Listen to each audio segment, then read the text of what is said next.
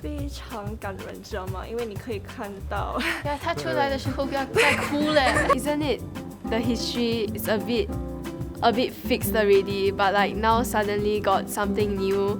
So I want to ask the reason why Singapore had to separate from Malaysia, because I know there's a lot of conflicts, It is a complicated story. We weren't simply booted out against our wishes. But the opposite of that is not true either, that we plotted our way out. We somehow tricked the Malaysians into giving us separation. That is not what happened. 那22分钟非常的感人，有很多人看了这22分钟的一个历史的电影，看了都会哭泣。 So finally, what's one reason that people should go and visit this exhibition or even pick up the book and read it? It's your story. It's our story. Yeah. 欢迎收看三言良语。当你听到图书馆管理员的时候呢，可能脑海里会想到的是堆积如山的书，而且呢是一个非常安静的图书馆。但其实这份工作呢，还包含了怎么样去保存一个国家的记忆，以及把历史呢生动的去呈现给我们的下一代。那今天很高兴呢，请到的是来自国家图书馆管理局的总馆长陈慧勇 Jean， 另外呢还有 Mr. Janadas Devan, Senior Advisor at MDDI. Welcome to the show. Welcome. Hello. Thank you very much.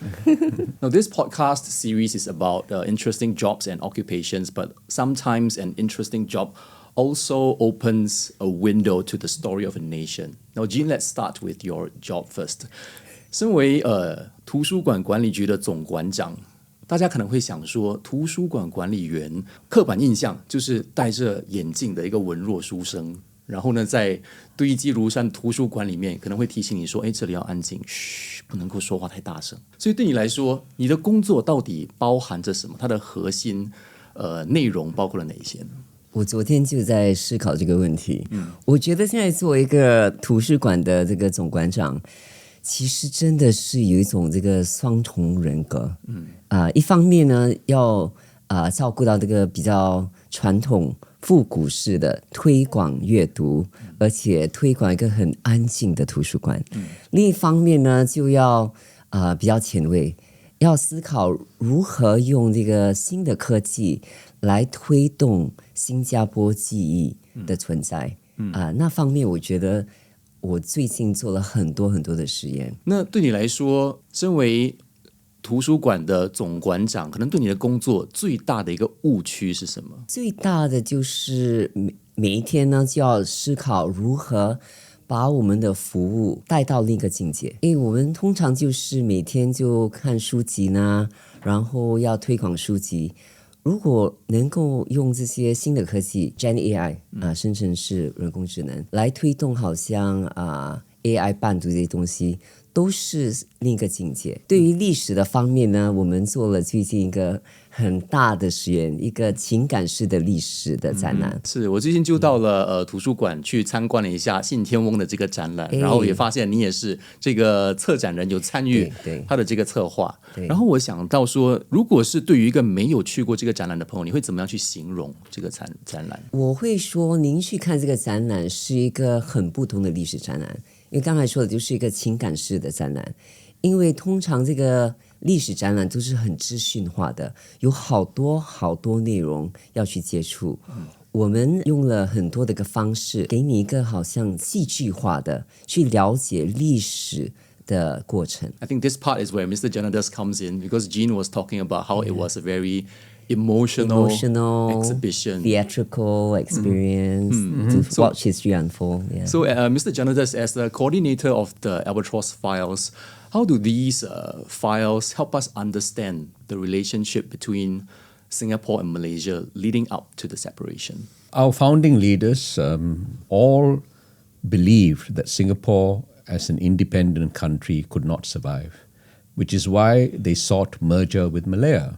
They fought hard for merger. We finally merged in 1963, only to discover that merger was not as what we expected, and they had to leave. Mr. Lee's own preference was not separation, but a looser federation. They gave Singapore more autonomy within Malaysia. But the Prime Minister of Malaysia at that time decided that separation was the better option, and therefore we separated. Firstly, an agreement to separate. Secondly, an amendment to the Malaysian Constitution to allow Singapore to separate. Thirdly, a proclamation of independence. And for younger Singaporeans who think that this is only a textbook event, what do you think this story still matters to Singaporeans I now? think when you go to the exhibition, and of course when you plow through all the documents in Albatross, you will realize that Singapore need not have existed as an independent country. Even our founding leaders, Mr. Lee Kuan Yew included, didn't begin their political lives intending to found us. They thought that we should be part of Malaysia. And you go to the exhibition, you realize how things could easily have gone in a different direction. And of course, for most of us, people have the impression that Singapore was booted out of Malaysia, especially with the emotional broadcast of our founding Prime Minister, Mr. Lee Kuan Yew. How has the Albatross file changed this impression? Well, it has changed it to the extent that it is a complicated story. We weren't simply booted out against our wishes. But the opposite of that is not true either, that we plotted our way out. We somehow tricked the Malaysians into giving us separation. That is not what happened. The story will make it absolutely clear that if the Prime Minister of Malaysia at that time, Tunku Abdul Rahman, had not decided on a separation, it simply would not have occurred. And also, was there any one specific document or a photo from the exhibition or even from the book that struck you personally? There are lots of things in the book and the file that are extraordinarily riveting, but I actually think that the heart of the book is not only the Albatross file, the contents of the Albatross file, but as important, if not more so, the oral histories, the excerpts from the oral histories of our founding leaders that we included in the book and that the exhibition portrayed. In particular, the oral histories of Mr. Lee Kuan Yew himself and the oral history of the other leaders, including Dr. Goh Keng Swee, who played a seminal role in negotiating separation. When you hear the oral histories, when you read the oral histories, you realize the depth of the emotions that our founding leaders went through. The oral histories were conducted 17 years after the fact, separation. They were conducted in 81, 82. And still, the emotions are very raw. And I think when you go to the exhibition, when you hear the oral history, I think that's when many people feel a shiver down their spine. Yeah. Which I did as well when I visited. So, Jean, 对你来说有没有身为策展人，有没有特别一件物品是你特别有感触的？我蛮喜欢一个房间，那个房间其实是我们的那个历史见证厅，it's called the room。我的那个inspiration 是汉密尔顿的那个音乐剧。因为当时在看那个音乐剧的时候，有一个步骤说 "The room where it happened"，就是在那个房间历史呈现的那个实况。我觉得那个房间是给你看到当时的情况。当事人他们会叙述，用这个口述历史来叙述当时的情况。My role as a negotiator had been to get the Malay leaders into a mood in which they will accept separation agreement with a minimum fuss and bother, particularly to avoid matters of defense which Razak had raised.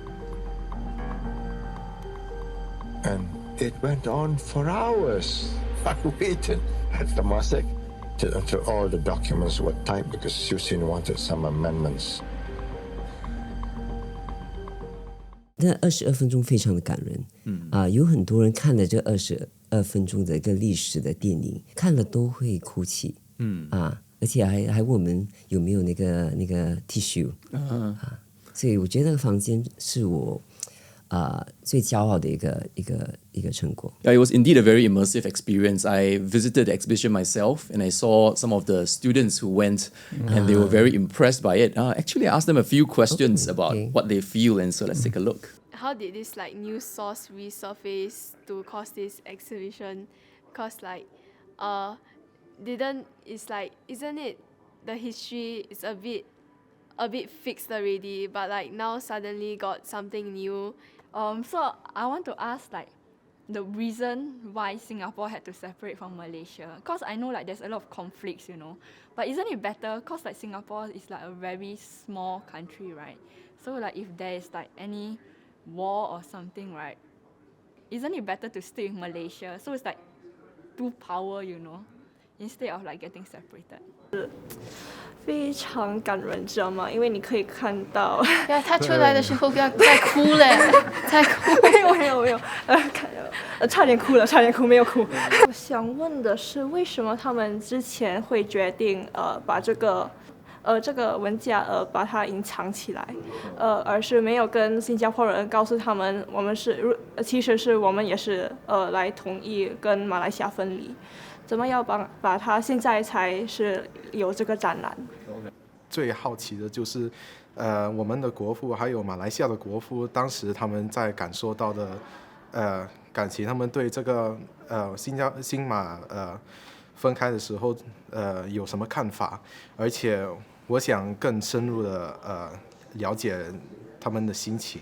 The first question was, why did Singapore separate from Malaysia back then? Isn't it better to be protected by a bigger country? I'm very surprised that she felt that way, or feels that way, because not many Singaporeans, if we were to ask them, would say that we'd be better off if we had remained in Malaysia. But it's very interesting that she said that, because actually, that is what our founding leaders felt. Mr. Lee Kuan Yew, Dr. Goh Keng Swee, all the people whom we think of as founders of Singapore, didn't intend to found Singapore. They thought a city-state couldn't be independent, which is why they sought Malaysia, a merger with Malaysia.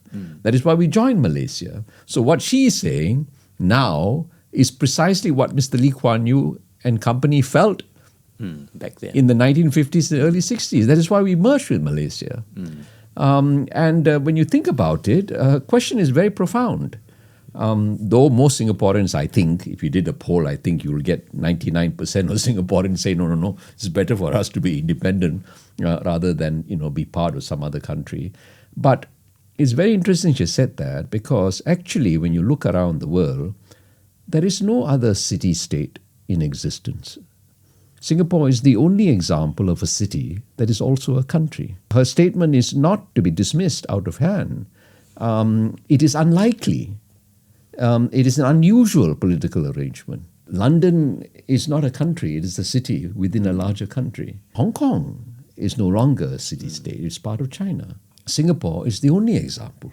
The only other example of city-states is Vatican City and Monaco, which is not really the same, I hope the city-state will last for hundreds of years like Venice did. So another question that they have was, why did the files resurface only now, and why were they kept hidden in the first place? To say they were kept hidden is maybe a bit too strong. The Albatross file, the so-called Albatross file, was a personal file of Dr. Goh Keng Swee. He kept the file for himself. He put in the file papers, cabinet papers, pertaining to our period, our time in Malaysia, and then his own notes of his conversations with various Malaysian leaders, especially Tun Abdul Razak, who was at that time Deputy Prime Minister of Malaysia, and all sorts of other things, newspaper clippings, transcripts of speeches, etc.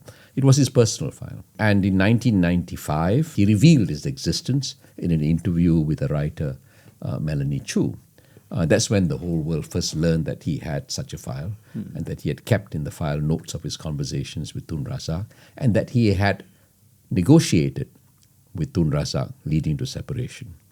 The substance of the story of what happened in Malaysia and how we separated is actually already told since 1998 in Mr. Lee Kuan Yew's memoirs, The Singapore Story.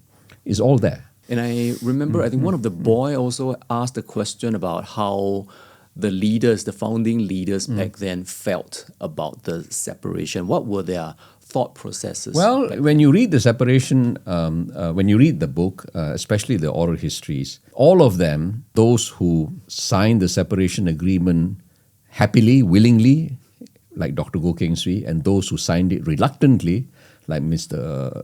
Rajaratnam, all say it was the best thing that happened to Singapore. But that was not how they felt. Mr. Lee Kuan Yew cried. And we release excerpt of Mrs. Lee Kuan Yew's oral history. And the reason why we released that is because she's the only one among the people who gave oral histories to describe Mr. Lee's mood, emotions on separation, not before, but on separation. And she says very clearly, he was near a nervous breakdown. And that is why he cried. Why did he cry? Well, he felt responsible for the people whom he had abandoned, the people whom he had campaigned and won support from up and down Peninsular Malaysia, and for having let down so many people. He was really upset at the idea of Devon being alone in Malaya to carry on, and that we had abandoned all these people. At that time, the metaphor he used was the spaceman had just gone up. They'd sent something into space, and a man had gone out and walked in space. And he said, Devon is like that spaceman walking out in space. And I told Devon, look, you've got to convince my husband. It is not his fault. Jean, having started this exhibition, how do you feel after going through all the documents and all the files? And what is the key lesson or takeaway you feel from this separation? Actually, the whole thing is how human-centered the story is. I am always very troubled by textbooks because our textbooks suggest there's certainty in the outcome, that there's a certain process, and a lot of textbooks suggest that history is very boring. Yeah, so when Janadas passed me the assignment, right, he said, he passed me and he also told me, he said, the book is close to 500 pages, he had 800 footnotes. So I think mere mortals wouldn't actually read it from cover to cover. So when I read it, I realized, wow, I had a huge challenge. How am I going to convert this into something that Janadas said, let Singaporeans willingly come and see and to experience. So when I read it, I realized the oral history was the one that got me goose pimples. Yeah, my hair was standing on my arm. And I realized, now that is a separation story. It is not plot twist or, different things to think about. It's actually how a couple of very brave humans who happen to be our founding fathers took on decisions even though there was an absolute absence of certainty. And they went through a lot of trials. So it was almost like, can we direct a political thriller there's also an emotional Oscar-winning drama? Yeah, and that was how I felt. Yeah. So if there's one primary source from the exhibition that you would recommend, participants should take a look at, which one would you recommend? A must. Yeah, it's what we call the Mona Lisa, or rather, I call it the Mona Lisa. The real Mona Lisa is very small, right? Yeah. Doesn't look very significant. The document is also just a piece of paper. Oh. Yeah, and that piece of paper is oral history transcript from Dr. Goh Keng Swee. Yeah, so Mr. Lee asked to read it, like Janda said, in 94. In 94 for his memoirs. In that part, it talked about how Dr. Goh really did not believe in the merger anymore. It's very difficult.